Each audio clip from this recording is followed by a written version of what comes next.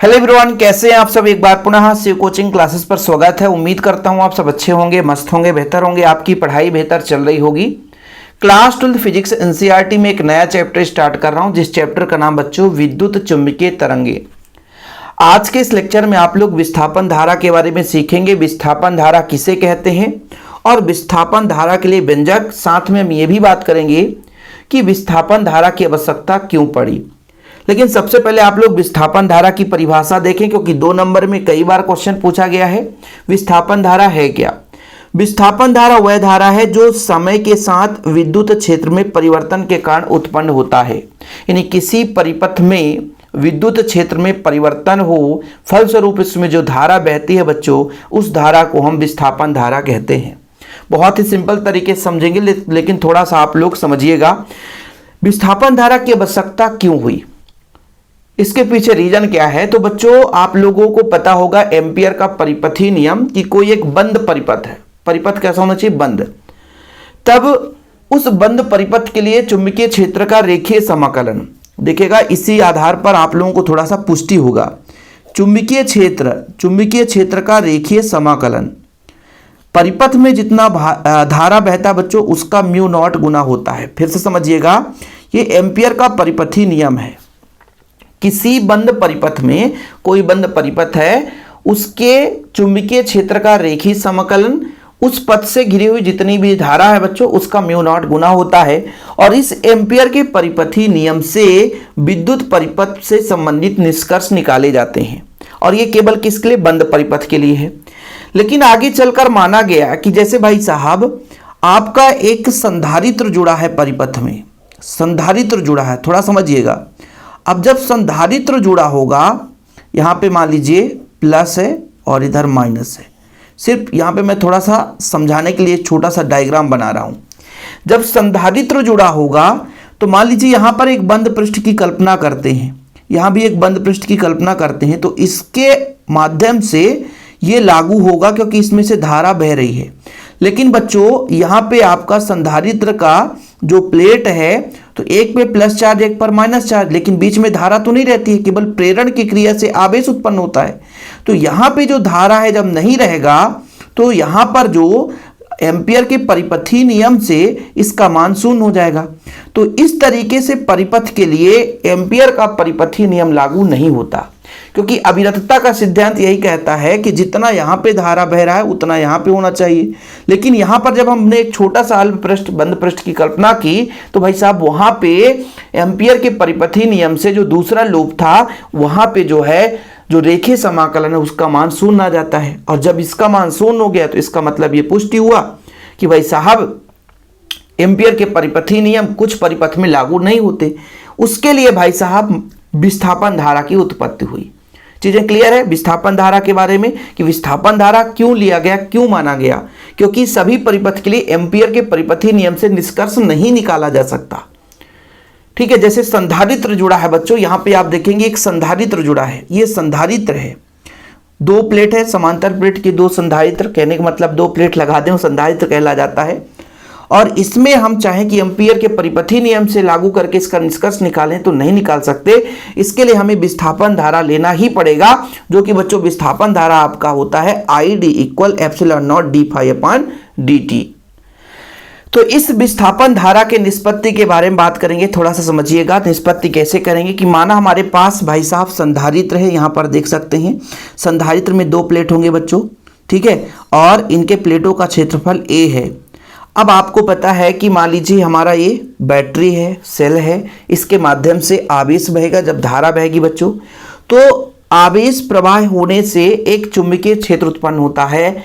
तो 2 समांतर प्लेटों के बीच तीव्रता उत्पन्न हो जाती है। चैप्टर 1 में पढ़ा होगा आप लोगों ने कि 2 समतल चादर के बीच कितना होता है चुंबकीय क्षेत्र, विद्युत क्षेत्र, चुंबकीय क्षेत्र नहीं, माफ करना बच्चों, विद्युत क्षेत्र उत्पन्न होता है। चैप्टर 1 में आपका विद्युत क्षेत्र है तो विद्युत क्षेत्र उत्पन्न होगा। तो हमारे पास 2 समतल चादर है, मान के चलते हैं समांतर प्लेट तो है, ये संधारित्र के समांतर प्लेट ही रहते हैं, तो मान के चलते हैं 2 समतल चादर है, इसके बीच कितना विद्युत क्षेत्र होता है बच्चों? तो वो विद्युत क्षेत्र होता है आपका, विद्युत क्षेत्र होता है, इसका फार्मूला है σ/ε0A। जहां सिग्मा क्या कहलाता है बच्चों, पृष्ठीय आवेश घनत्व, यानी एक निश्चित क्षेत्रफल पर कितना आवेश बह रहा है वो सिग्मा कहलाता है। जब सिग्मा का मान रखेंगे बच्चों तो इसका मान हो जाएगा Q upon epsilon not A। कुछ समझ में आया ये क्या है?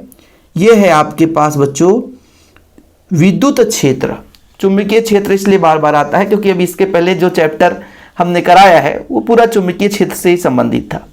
अब जब हम विद्युत क्षेत्र से चुंबकीय क्षेत्र पढ़ाना शुरू करते हैं तो विद्युत क्षेत्र बार बार शब्द आता है, और लेकिन फिर से यदि विद्युत क्षेत्र में आए तो चुंबकीय क्षेत्र बार बार आ जाता है। कारण है क्योंकि वही चीज डेली शब्द मुंह में बना रहता है, इस कारण से होता है। तो यदि हमने कहा कि दो समांतर प्लेटें हैं, दो समतल चादर है, तो वहां पर विद्युत क्षेत्र कितना बच्चों, E बराबर सिग्मा अपान एप्सिलॉन नॉट। जहां सिग्मा क्या होता है, पृष्ठीय आवेश घनत्व होता है। और मैं आपसे दिखा दूं बच्चों कि पृष्ठीय आवेश घनत्व किसे कहा जाता है। पृष्ठीय आवेश घनत्व किसे कहा जाता है बच्चों, तो पृष्ठीय आवेश घनत्व का मतलब होता है कि एक निश्चित क्षेत्रफल पर कितना आवेश उपस्थित है वो उसका पृष्ठीय आवेश घनत्व कहलाता है। ठीक है बच्चों, कोई दिक्कत तो नहीं है? तो यहां तक आपको क्लियर हुआ कि E बराबर, यहां से हम मान निकाल सकते हैं कि भाई आवेश का मान कितना होगा। ठीक है, आवेश का मान कितना होगा, तो इसका पक्षांतर हो जाएगा, पक्षांतर हो जाएगा बच्चों, तो एप्सिलॉन नॉट E है और आपका A हो जाएगा। अब आप लोगों ने क्या पढ़ा है, फ्लक्स, विद्युत फ्लक्स किसे बोलेंगे, फाई E को किससे रिप्रेजेंट करेंगे, कितना विद्युत क्षेत्र है और कितने क्षेत्रफल से होकर जाता है वो उसका कहलाता है विद्युत फ्लक्स। तो Q बराबर हो जाएगा बच्चों एप्सिलॉन नॉट, यहां पे हम रख देंगे फाई E।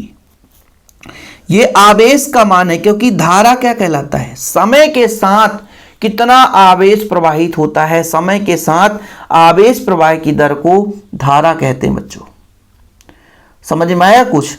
भाई विस्थापन धारा निकाल रहे हैं कि समय के साथ कितना आवेश बह रहा है वो उसका विस्थापन धारा कहलाएगा। तो ये मैंने फाई का मान निकाला, ठीक है, फाई का मान, और फाई का वैल्यू यहां पे रख दिया तो आवेश का मान निकल कर आ गया। अब थोड़ा समझना, इसके आगे हमको निकालना है भाई धारा का मान। तो धारा का मान क्या कहलाता है, कोई बताएगा? धारा, वो भी विस्थापन धारा निकालेंगे। समय के साथ कितना आवेश बहता है, समय के साथ कितना आवेश बहता है बच्चों, उसका धारा कहलाता है।